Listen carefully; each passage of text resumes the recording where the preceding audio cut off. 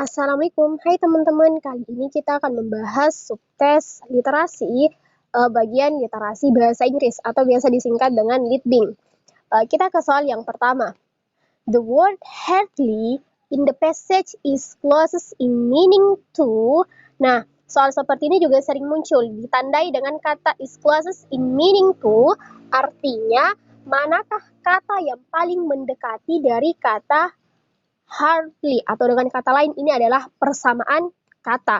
Nah, soal-soal seperti ini sebenarnya mudah tapi mengecoh. Kenapa mengecoh? Karena biasanya dari 5 opsi soal ada beberapa opsi yang maknanya itu hampir mirip. Jadi kita harus sesuaikan dulu nih dari teks. Kita sesuaikan dengan konteks soal, kita sesuaikan dengan konteks teksnya. Jadi jangan sembarang memilih. Kita lihat, oh hardly sama dengan, taruhlah hardly sama dengan opsi yang C, kita langsung pilih opsi yang C, itu tidak ya. Kita harus sesuaikan dulu dengan konteks kalimatnya, baru kita analisis mana sih persamaan kata yang paling tepat dengan kata hardly ini. Oke, jadi kita baca dulu, kata hardly ini ada di mana sih? Nih, ada di paragraf pertama, kata pertama. Kita baca mulai dari awal. At first, pada awalnya atau pada mulanya, Neolithic settlement, pemukiman Neolitik were hardly more than villages. Jadi, pada mulanya pemukiman Neolitik hampir tidak lebih dari sebuah desa. Jadi kata hardly ini mengacu pada hampir tidak. Nah, tinggal kita cari mana sih dari 5 opsi ini yang paling mendekati artinya dengan kata hardly. Kita lihat opsi yang A, frequently. Frequently ini artinya sering, berarti bukan opsi yang A. Opsi yang B, likely. Likely itu artinya likely itu artinya mungkin. Nah, ini juga pasti bukan. Kemudian opsi yang C itu barely. Barely ini artinya hampir tidak. Nah, hampir tidak. Nah, tadi kita baca kata hardly ini mengacu pada kata hampir tidak lebih dari sebuah desa. Jadi, yang paling sesuai maknanya dengan kata hardly ini adalah opsi yang C. Tapi kita baca dulu opsi yang lainnya. Apakah ada sebuah opsi yang mengecoh? Kita lihat opsi yang B. Obviously. Obviously ini artinya tentu saja atau jelas sekali. Berarti bukan opsi yang D. Opsi yang E. Closely. Closely ini artinya erat atau rapat atau biasa juga diartikan dengan teliti. Nah, ini juga tidak sama maknanya dengan kata hardly. Nah, kalau kita lihat nomor 9 ini atau semua opsinya ini berbeda makna dengan kata hardly kecuali opsi yang C. Jadi, ini tidak ada ya kata yang mengecoh, tapi biasanya ada beberapa soal yang mengecoh. Jadi, mau tidak mau kita harus baca dulu kalimatnya, kita harus sesuaikan dengan konteks kalimatnya, baru kita pilih mana sih opsi yang paling tepat atau yang paling mendekati dengan kata yang disebutkan dalam soal. Berarti soal nomor 9 ini opsi yang paling tepat adalah opsi yang C. Next, kita ke soal selanjutnya, soal nomor 10, masih dengan teks yang sama. Kita baca soalnya.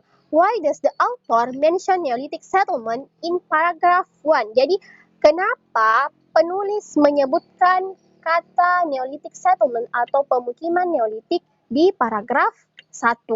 Oke, kita baca paragraf 1. At first, pada mulanya atau pada awalnya, Neolithic settlement, pemukiman Neolitik were hardly more than villages.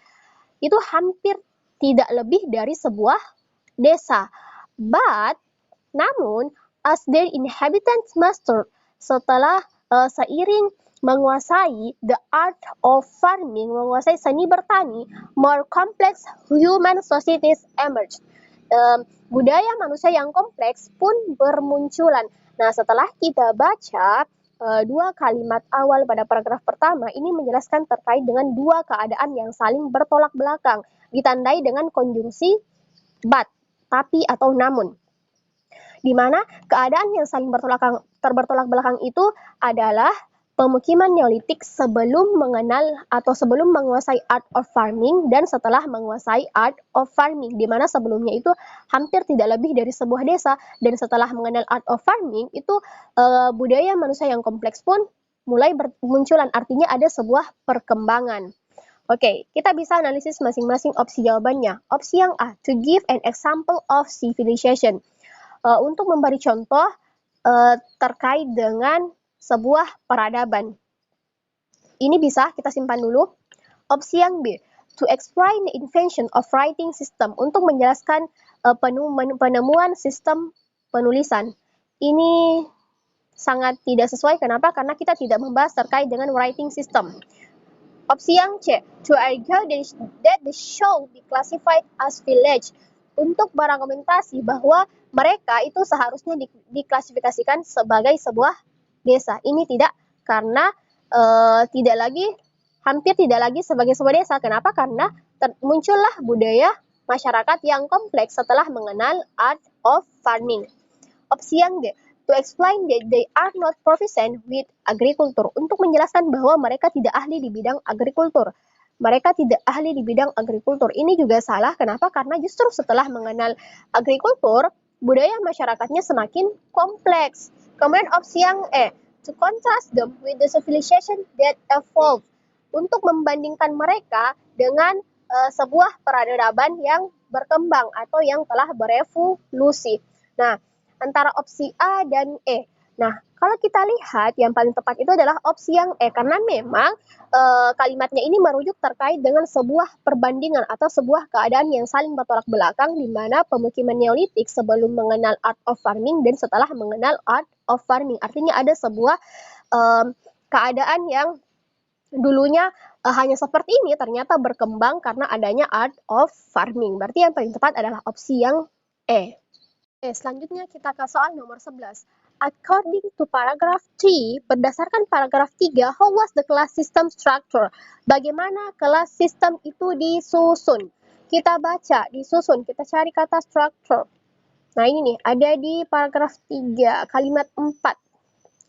A new social structure based on economic power. Jadi, struktur sosial baru itu disusun berdasarkan economic power atau kekuatan ekonomi. While kings and an upper class oppress, walaupun raja dan kelas atas dari pendeta, political leaders, pemimpin politik, and warriors dominate, dan kelompok atas yang mendominasi, there also existed, terdapat juga large group, kelompok besar of free people dari kelompok orang-orang bebas seperti farmers, petani, artisan, pengrajin, craftspeople, pengrajin, and at the very bottom, dan lapisan paling bawah secara sosial a class of slaves, kelompok para budak. Nah, berarti setelah kita baca, kita bisa ambil kesimpulan bahwa sistem kelas atau kelas sistem itu disusun berdasarkan kekuatan ekonomi, di mana walaupun kelompok upper class atau orang-orang besar atau kelompok-kelompok raja penguasa itu yang mendominasi, terdapat juga orang-orang bebas seperti petani dan pengrajin, dan ada juga lapisan yang paling bawah, yaitu a class of slaves atau budak. Nah, kita bisa analisis masing-masing opsi jawabannya. An upper class and lower class. Kelas atas dan kelas bawah. Oke, ini bisa, tapi kita simpan dulu. Opsi yang B, slaves, free people, and a ruling class. Para budak, orang bebas, dan kelompok penguasa. Nah, ini juga bisa. Opsi yang C, a king, an army, and slaves. Raja, tentara, dan budak. Ini nih, ada kata army. Nah, di sini, di teks tadi tidak dijelaskan kata army atau tentara. Berarti bukan opsi yang C jawabannya. Opsi yang D, intellectuals and uneducated, farmers and workers. Petani dan pekerja yang berintelektual dan tidak berpendidikan. Ini sudah pasti salah karena ini tidak ada kaitannya. Opsi yang E, slaves and noblemen. Budak dan bangsawan, ini juga tidak. Jadi tersisa opsi A dan B. Opsi A, an upper class and a lower class. Kalau opsi yang B, slaves, free people, and a ruling class. Nah, di antara opsi A dan B yang paling tepat itu adalah opsi yang B, yaitu slaves, budak, free people, orang-orang bebas, and a ruling class, kelas penguasa. Kenapa? Karena ini lebih tepat menjelaskan apa yang kita dapatkan tadi di paragraf 3. Ini lebih spesifik menjelaskan semua kelas sistem structure. Bagaimana kelas sistem itu disusun. Nah, kalau opsi yang A ini maknanya hanya secara umum, yaitu an upper class and a lower class. Jadi kelas atas dan kelas bawah. Dan juga tidak mencakup di sini budak, di mana budak itu lebih di bawah kelas bawah, artinya kelas yang paling bawah. Jadi seharusnya ada upper class, lower class, dan yang paling bawahnya lagi yaitu budak. Sedangkan di opsi yang A ini tidak dijelaskan. Jadi opsi A ini tidak tepat, dan yang paling tepat adalah opsi yang B karena menggambarkan semua bagaimana kelas sistem itu disusun, dimulai dari intinya ada budak, slaves, ada free people, orang-orang bebas seperti petani dan pengrajin, dan juga ada kelas penguasa seperti raja, political leaders, kemudian ada juga pendeta, dan seterusnya. Kemudian kita bisa lanjut ke soal nomor 12. Which of the sentence below best expresses the information? Yang mana kalimat di bawah ini yang paling mengekspresikan atau menjelaskan informasi in the bold statement in the passage? Pernyataan yang dicetak tebal dalam bacaan. Pernyataan yang dicetak tebal ini nih ada di kalimat terakhir paragraf 2. Berarti kita diminta untuk mencari manakah opsi yang paling menggambarkan dari apa yang dijelaskan di pernyataan yang bercetak tebal ini. Di sini ada masih lanjutannya, kita baca. The other choice change the meaning or leave out important information. Pernyataan lainnya akan mengubah makna atau menghilangkan informasi yang penting. Nah, ini nih, kita diwanti-wanti dengan kalimat ini. Jadi kita harus mencari kalimat yang paling tepat di antara yang tepat, di mana harus memuat maknanya atau maknanya sama dengan kalimat yang bercetak tebal, dan juga tidak ada menghilangkan informasi penting atau important information. Jadi maknanya sama dan informasi yang penting juga harus ada, walaupun mungkin kalimatnya tidak sama, tapi intinya maknanya sama dan informasinya ada. Kita baca dulu kalimat yang bercetak tebal. Historians have identified a number of basic characteristics of civilization. Jadi sejahrawan itu mengidentifikasi karakteristik awal dari peradaban, most of which are evident in the Southwest Asian and Egyptian civilization. Yang sebagian besar terlihat pada Southwest Asian, peradaban Asia Barat Daya, and Egyptian civilization, dan peradaban Egypti atau Mesir. Oke, jadi pada intinya kalimat ini menjelaskan terkait dengan bagaimana sejarah itu dapat mengidentifikasi karakteristik dari peradaban, di mana sebagian besarnya itu terlihat pada peradaban Asia Barat Daya dan peradaban Egypti atau Mesir. Nah, kita bisa analisis masing-masing opsi jawabannya dan kita cari manakah opsi yang paling tepat, di mana opsi itu harus mengandung makna yang sama dan tidak ada informasi penting yang hilang. Opsi yang A, Southwest Asian and Egyptian civilization exhibit the majority of the characteristic identified by historian. Jadi opsi yang A ini mengatakan bahwa peradaban Asia dan Mesir itu menunjukkan sebagian besar karakteristik yang diidentifikasi oleh sejahrawan. Nah, kalau kita lihat opsi yang A ini maknanya sama, kemudian tidak kehilangan informasi penting, jadi tidak bertentangan dari teks yang sebenarnya yang ada dalam paragraf 2. Berarti kemungkinan jawabannya adalah opsi yang A, tapi kita simpan dulu, kita cari apakah ada opsi yang paling tepat dari opsi yang A ini. Opsi yang B, the characteristic that historians have identified are not found in the Egyptian and Southwest Asian cultures. Jadi ciri-ciri atau karakteristik yang diidentifikasi oleh sejahrawan itu tidak ditemukan pada peradaban atau budaya Mesir dan Asia Barat Daya. Di sini ada kata tidak ditemukan, padahal jelas-jelas di kata yang bercetak tebal ini sebagian besar menunjukkan atau terlihat pada Southwest Asian and Egyptian civilization. Jadi artinya itu ciri-cirinya diidentifikasi dan terlihat di sebagian besar peradaban Asia Barat Daya dan Mesir. Jadi, opsi yang B ini sudah pasti salah karena di sini mengatakan tidak ditemukan. Opsi yang C, civilization in Southwest Asia and Egypt were identified by historian who were studying the characteristic of early cultures. Jadi peradaban pada Asia Barat Daya dan Mesir itu diidentifikasi oleh sejarawan dengan mempelajari karakteristik dari budaya awalnya. Apakah ini di pernyataan yang bercetak tebal ini dijelaskan terkait dengan budaya awal? Ini tidak ya, berarti opsi yang C ini salah karena ini menambah informasi yang sebenarnya tidak ada dalam pernyataan yang bercetak tebal. Selanjutnya, kita lihat opsi yang D. The identification of most historical civilization include either Egypt or Southwest Asia.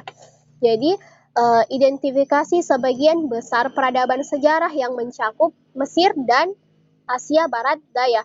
Nah, ini juga maknanya tidak terlalu tepat atau tidak menjelaskan keseluruhan dari apa yang didapatkan di kalimat yang bercetak tebal ini. Berarti bukan opsi yang D jawabannya. Opsi yang E, Southwest Asian and Egyptian civilization are not evident enough to be identified by historian. Peradaban Asia dan Mesir tidak cukup jelas untuk diidentifikasi oleh sejarawan. Nah, ini juga sudah pasti salah. Kenapa? Karena di sini mengatakan evident, artinya sudah cukup jelas, sedangkan di sini mengatakan not evident. Nah, ini adalah sebuah kalimat yang saling bertentangan atau saling bertolak belakang. Berarti opsi yang E sudah pasti salah.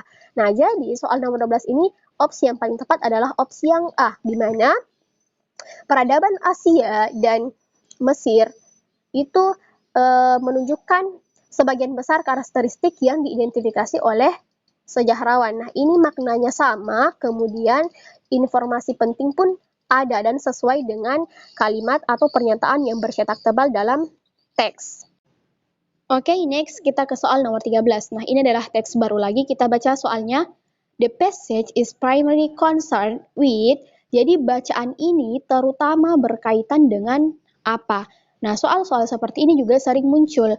Jadi kita diminta, pada intinya kita diminta untuk mencari secara garis besar apa sih yang dibahas dalam teks atau apa inti yang dibahas dalam teks. Nah, untuk menjawab soal seperti ini sebenarnya kita tidak perlu membaca keseluruhan isi teks yang mana itu hanya akan memakan waktu. Jadi cukup kita cari dan baca masing-masing ide pokok yang ada dalam setiap paragraf dari sebuah teks.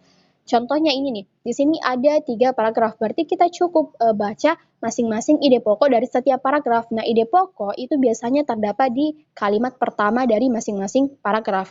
Jadi, untuk soal ini kita cukup baca kalimat pertama dari masing-masing setiap paragraf. Kita ke paragraf pertama terlebih dahulu. Since 1929, sejak tahun 1929, physicists have known that fisikawan telah mengetahui bahwa the universe is expanding, bahwa alam semesta mengembang. Kita lanjut dulu kalimatnya. Most physicists hold that, kebanyakan fisikawan berpendapat bahwa the entire observable universe, bahwa seluruh alam semesta yang teramati, was condensed into a tiny area, terkondensasi menjadi area kecil of exceptional density dengan kepadatan yang luar biasa, and that this initial mass exploded, dan massa awal ini outward meledak in what is commonly referred to as the Big Bang, dengan apa yang biasa disebut dengan Big Bang. Oke, kita sudah ketahui bahwa pada intinya paragraf pertama ini membahas terkait dengan penemuan dari fisikawan, yaitu alam semesta yang mengembang. Kemudian diperkuat dengan pendapatnya terkait dengan alam semesta yang teramati yang telah terkondensasi menjadi area kecil yang disebut dengan Big Bang. Kemudian kita bisa ke paragraf kedua. Cosmologists believe, para kosmolog percaya bahwa the most likely explanation, bahwa penjelasan yang paling mungkin for the acceleration of the universe expansion, bahwa percepatan perluasan alam semesta is an entity, adalah adanya sebuah entitas known as dark energy, yang biasa disebut dengan energi gelap. Oke, jadi pada intinya paragraf 2 ini membahas terkait dengan percepatan perluasan alam semesta itu karena adanya dark energi atau energi gelap. Next, kita ke paragraf ketiga. Such drastic revision, revisi drastis terhadap too long held tenets, terhadap prinsip-prinsip yang telah lama dianut, have got encouraged some pieces, telah mendorong beberapa fisikawan to seek a more conventional solution, untuk mencari solusi yang konvensional to the acceleration universe enigma, terkait dengan teka-teki percepatan alam semesta, one that does not invoke the specter of dark energy, dengan tidak memunculkan momok dari energi gelap. Oke, jadi pada intinya paragraf ketiga ini menjelaskan terkait dengan para fisikawan itu berusaha mencari solusi yang konvensional yang tidak terkait dengan energi gelap terhadap percepatan perluasan alam semesta. Nah, setelah kita baca masing-masing kalimat pertama dari setiap paragraf, kita bisa ambil kesimpulan bahwa sebenarnya teks ini lebih banyak membahas terkait dengan accelerating universe atau percepatan alam semesta. Nah, hal itu diperkuat dengan beberapa kata yang menuliskan terkait dengan hal itu. Kita bisa lihat nih di paragraf pertama. Di paragraf pertama ini nih, ada universe is accelerating. Kemudian ada juga the expansion of the universe is indeed accelerating. Jadi ini lebih banyak terkait dengan percepatan perluasan alam semesta. Berarti kita bisa analisis masing-masing opsi jawabannya karena kita sudah temukan intinya ini teks ini membahas terkait dengan sebuah temuan dari percepatan alam semesta. Opsi yang A, defending an innovative theory, mempertahankan teori inovatif. Apakah kita mempertahankan teori inovatif? Ini tidak ya. Opsi yang B, comparing competing the scientific the theories, membandingkan teori-teori ilmiah yang sedang bersaing. Apakah kita membandingkan teori-teori ilmiah? Ini tidak ya. Kita tidak sedang membandingkan sebuah teori. Oke, kita lihat ke opsi yang C. Detailing the ramification of a finding, mendetailkan atau merinci konsekuensi dari sebuah temuan. Nah, ini nih yang paling tepat, opsi yang C, di mana kita mendetailkan atau merinci dari sebuah temuan. Temuan apa sih yang dimaksud temuan dari percepatan alam semesta? Karena kita lihat semua paragrafnya itu membahas terkait dengan universe is accelerating atau percepatan alam semesta. Jadi semua paragrafnya itu membahas terkait dengan hal itu. Otomatis kalau semuanya membahas terkait dengan hal itu, berarti itu mendetailkan atau merinci dari sebuah temuan yang dimaksud. Kalau kita lihat opsi yang D, describing a problem and its possible solution, mendeskripsikan dari sebuah masalah dan kemungkinan solusinya. Kita tidak membahas sebuah masalah di sini, berarti bukan opsi yang D. Kalau kita lihat opsi yang E, proposing a new approach to cosmology, mengusulkan sebuah pendekatan baru kepada kosmologi. Ini juga tidak. Berarti yang paling tepat adalah opsi yang C, yaitu mendetailkan sebuah temuan. Temuan yang dimaksud adalah percepatan perluasan alam semesta. Next, ke soal nomor 14. The author of the passage most likely mention the evidence of the sexual effect in order. Jadi, penulis pada bacaan ini menyebutkan kalimat evidence of the sexual effect itu sebagai apa? Oke, jadi pada intinya soal ini mengatakan kenapa sih penulis menyebutkan kalimat evidence of the sexual effect ini? Nah, ini ada dijelaskan di paragraf terakhir, kalimat terakhir. Kita baca nih. Recently, baru-baru ini, for independent group, 4 grup independen have found evidence of the integrated sexual effect, telah menemukan bukti yang terintegrasi dengan efek sexual, a phenomenon linked to the presence of dark energy, sebuah fenomena yang mengarah kepada keberadaan energi gelap.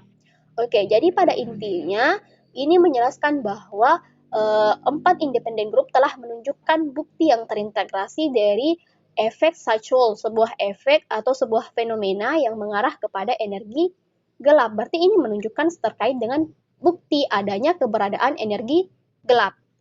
Kita lihat opsi yang A, indicate mounting support for the existence of the dark energy, menunjukkan adanya bukti terkait dengan keberadaan energi gelap. Nah, ini nih yang paling tepat, karena ini mengatakan bahwa ada 4 grup independen yang telah menemukan bukti yang terintegrasi. Artinya ini memperkuat bahwa adanya keberadaan energi gelap. Berarti yang paling tepat adalah opsi yang A. Kita lihat opsi yang lainnya. Prove the more mundane explanation for the expansion of the universe are incorrect. Buktikan bahwa penjelasan yang lebih umum mengenai expansion of the universe, perluasan alam semesta itu incorrect, tidak benar. Nah, ini sudah pasti salah. Opsi yang C. Provide an example of a phenomena that will need to be retold in light of the existence of dark energy. Berikan contoh fenomena yang perlu dipikirkan ulang mengenai keberadaan energi gelap. Ini juga tidak. Opsi yang D. Show that most astronomers accept the existence of dark energy. Menunjukkan bahwa sebagian besar astronomi itu menyetujui keberadaan adanya energi gelap. Nah, kita tidak membahas terkait dengan astronomi di sini, tidak ada kata astronomer, berarti bukan opsi yang D. Kita lihat opsi yang E, defend the attempts of more traditional astronomers, membela upaya para astronomi tradisional to explain the universe accelerating expansion, untuk menjelaskan percepatan perluasan alam semesta. Nah, lagi-lagi di sini ada kata astronomer. Kita tidak membahas terkait dengan astronomer di sini, yang ada hanya physicist, fisikawan atau kosmologis atau para kosmologi. Jadi opsi yang E ini sudah pasti salah. Nah, jadi yang paling tepat adalah opsi yang A, yaitu menunjukkan support terkait dengan keberadaan energi gelap. Oke, lanjut kita ke soal nomor 15. Nah, kalau kita lihat teksnya ini lumayan singkat, langsung saja kita baca soalnya. What can you say about paragraph 1? Apa pendapatmu tentang paragraf 1? Oke, kita baca paragraf 1. Sometimes it's hard to figure out if you have a food allergy. Terkadang sulit untuk mengetahui apakah Anda memiliki alergi makanan. Since it can show up so many different ways. Karena alerginya dapat muncul dalam berbagai cara. Your symptom could be caused by many other problems. Gejala yang Anda rasakan bisa disebabkan oleh banyak masalah lain. You may have rashes. Anda atau kamu mungkin mengalami gejala rashes. Rashes itu ruam, kemudian hives, gatal-gatal, joint pain mimicking arthritis, nyeri sendi yang menyerupai radang sendi, headaches, sakit kepala, irritability, mudah tersinggung, or depression atau depresi. Oke, jadi paragraf pertama ini intinya membahas terkait dengan kita tidak bisa mengetahui atau mendeteksi apakah kita memiliki alergi makanan karena itu bisa timbul dari berbagai cara. Oke, kita bisa langsung analisis masing-masing jawabannya. Opsi yang A. People are successful in healing their migraine. Orang berhasil sembuh dari penyakit migrainnya. Apakah kita membahas terkait migrain? Ini tidak ya, berarti opsi yang A sudah pasti salah. Opsi yang B. People define food allergy. Orang mendefinisikan terkait dengan alergi makanan. Apakah ini mendefinisikan terkait alergi makanan? Ini tidak mendefinisikan ya, ini hanya menjelaskan bahwa alergi makanan itu sulit untuk diketahui. Berarti bukan opsi yang B. Opsi yang C. It's hard for people to know for sure whether or not they have food allergy. Akan sangat sulit, orang-orang sulit mengetahui apakah mereka memiliki alergi makanan atau tidak. Nah, ini nih sesuai dengan yang kita baca tadi bahwa memang alergi makanan atau food allergy itu sulit diketahui karena bisa timbul dari berbagai cara. Berarti jawabannya adalah yang paling tepat adalah opsi yang C. Kita lihat opsi lainnya. See a doctor if you have allergy. Tunjukkan kepada dokter jika kamu memiliki alergi. Ini juga tidak.